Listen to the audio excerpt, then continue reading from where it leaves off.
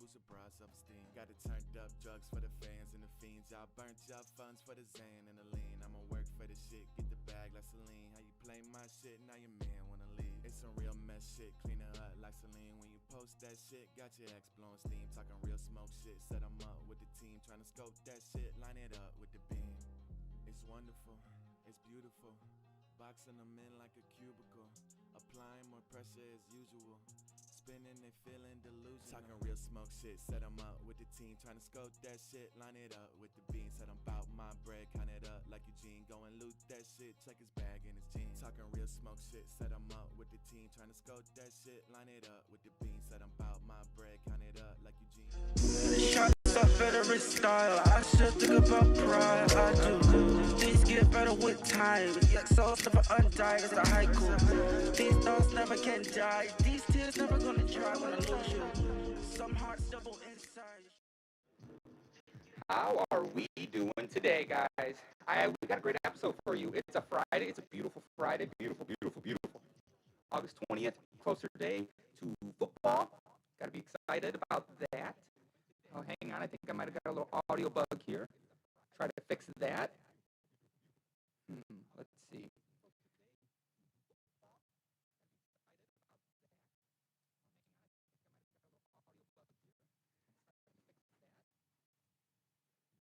I think we might be.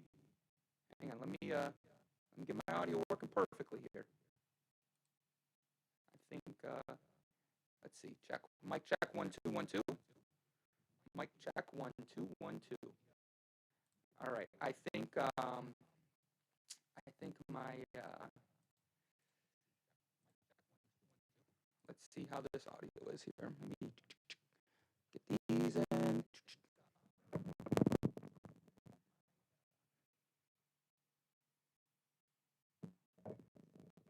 Bring this here. I think that's going to be good. I think we're good to start the show. And man, we got a great one for you today. Let me just check here. Yeah, see, no, we got a little echo there, a little reverb.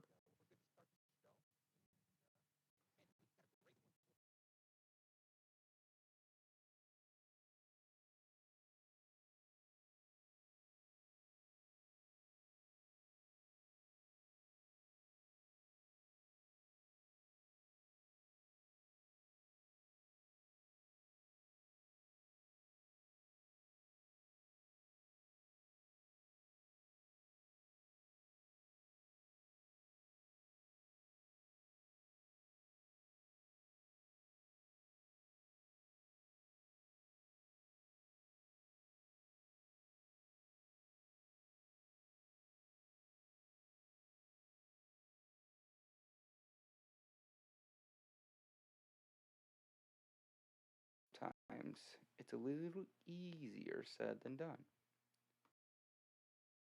Okay. Wow. All right. Now, I believe everyone should be able to hear me. Hopefully that comes through crystal clear.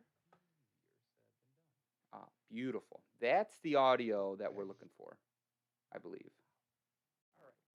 Now, I believe. Let's go. Guys, Friday. It's a beautiful day. We're going to talk some football today. A lot of stuff going on around the league. And I don't know if you guys have heard, but these joint practices are not ending well for these teams, okay? Raiders and Rams ended practice early.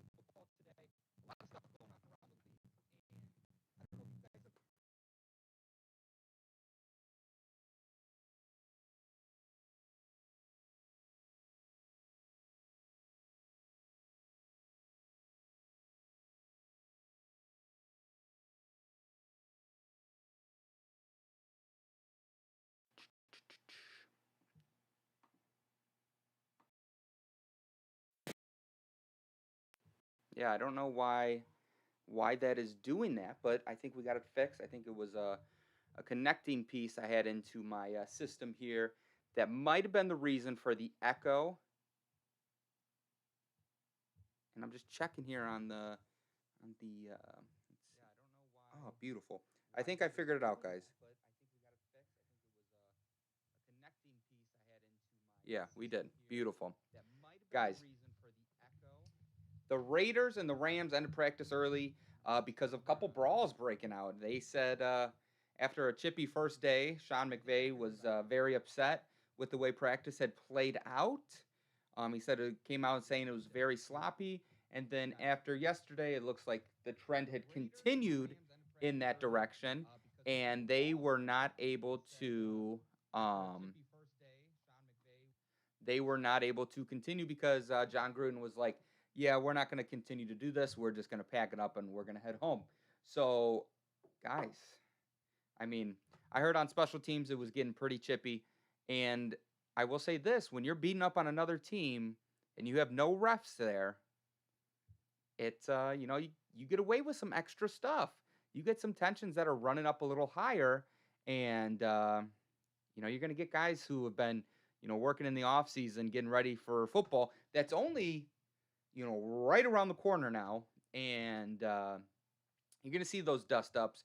And that definitely happened in Raiders and Rams practice. It's actually happening um, all over the NFL with these joint practices, and I think that's what you see with guys like Aaron Rodgers, who is not a huge fan of joint practices, probably specifically for this reason, because it's one thing to get in a little pushing and shoving, but as tensions become higher, and these guys are competing at the highest level, you do teeter into that is it right for the team? Because the last thing you need a guy doing is getting in one of these scrums, one of these brawls that are breaking out, and then him getting injured and he's out, for a long time.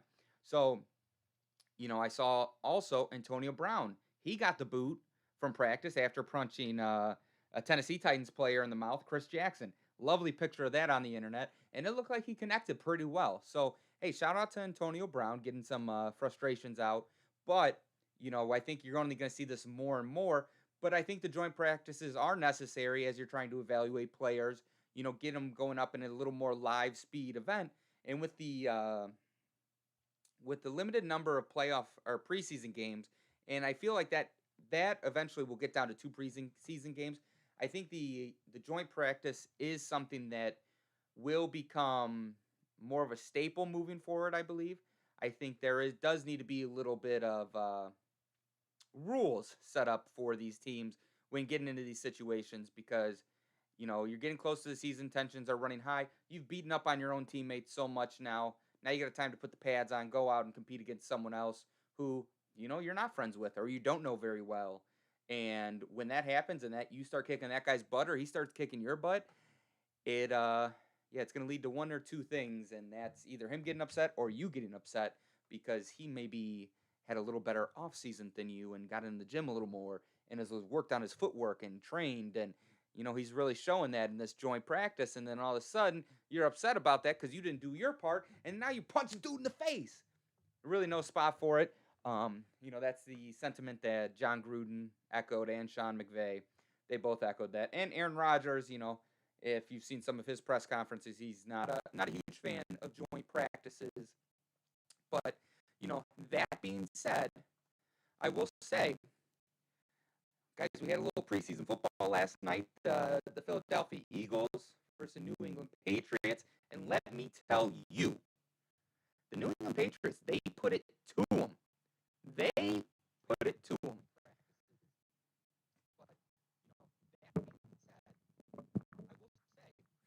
Maybe it's time for a new mic because getting that reverb back. Yeah, let's. But Jalen Hurts was a scratch due to a stomach infection, and I will say this: me and my girlfriend, we had a little stomach infection the other day. Maybe been my bad cooking that had caused that. Maybe I, maybe used a product that was maybe on the edge of expiration date.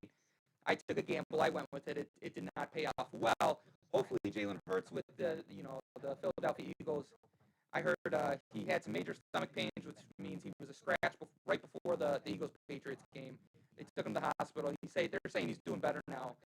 But it begs the question: did him sitting out and the elite Joe Flacco starting for the Eagles, really hurt them in this preseason game because they did get mollywop 35-0. And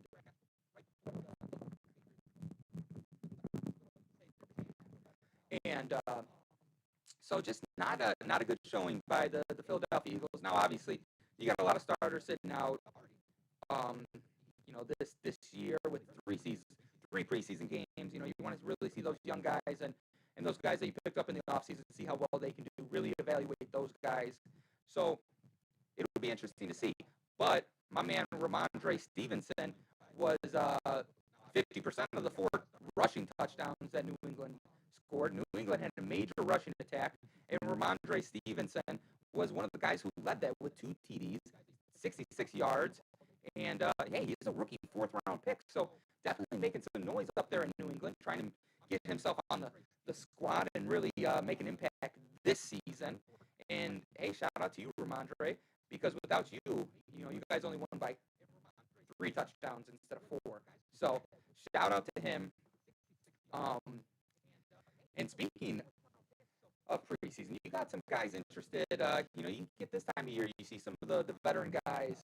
They will talk about how this bugs the piss out of me, that this audio is dog doo-doo, and I don't know how to fix it.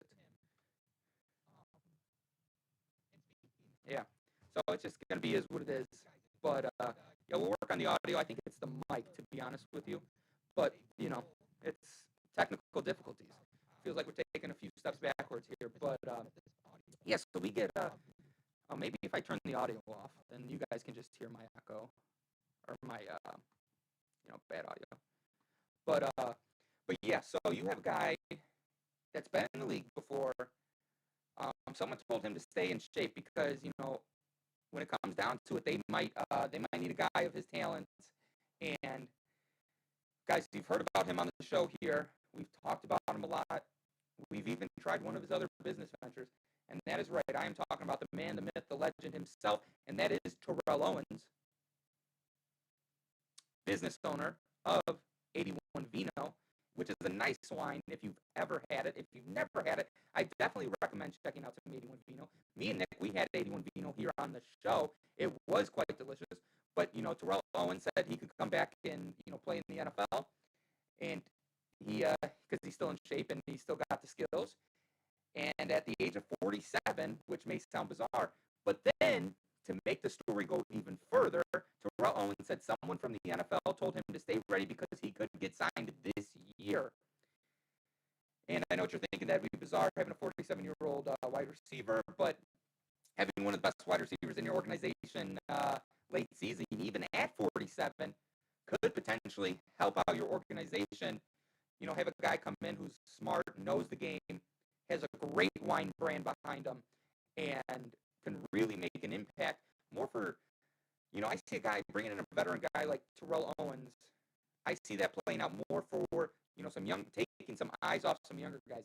It is a little bit of a stunt to bring a guy like Terrell Owens into your organization, even if it was to make that late season push. But, I'm pretty sure Terrell Owens still has it. I think he could probably make, not as much plays as he used to, but he'd still come in and make an impact for your organization if you did end up, getting down a couple wide receivers early on in the season. But my question for this whole thing was, who do we think was the NFL person that told T.O. to stay ready? My guess is probably maybe one of the equipment managers that he used to know. No, I'm kidding. It's probably Roger Goodell. He's probably got some inside information for T.O. there. And but a couple other names that do fit the bill would be Jerry Jones, because T.O. did play for him, and that's his quarterback type of situation over there. You also have a guy like John Gruden, who seems to be stuck in the 2000s. You have a guy like Aaron Rodgers, he's recruiting people to come vacation to Green Bay. Okay, so knowing that, maybe T.O. checks out a couple vineyards up in Green Bay because he is a big wine guy. And Aaron Rodgers said that he wants to be part of the recruiting efforts. You get a guy like T.O. in with the Packers, maybe doesn't add much in terms of wide receiver, but maybe adds to the brand that is the Green Bay Packers. And then I think you also have a guy like Andy Reid, who might just be crazy enough to take a guy, and Andy Reid and T.O., I believe they played together, or they worked together when he was in Philadelphia. So that doesn't seem that crazy to me either. And him being in Kansas City with Pat Mahomes, I think if there was anyone, Andy Reid could probably find a place for T.O. to play in his style of offense. I think that'd probably be the best fit with the Kansas City Chiefs, and it would be very interesting to see how that played out. But I think you put him in a preseason game, see how he does there, see if he still got it. And speaking of preseason games, guys, this weekend, your boy's going to be at a preseason game. I'm going to be have the, some people say I'm lucky to see it.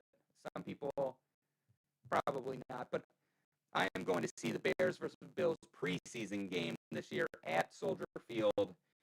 That terrible Soldier Field that they have there.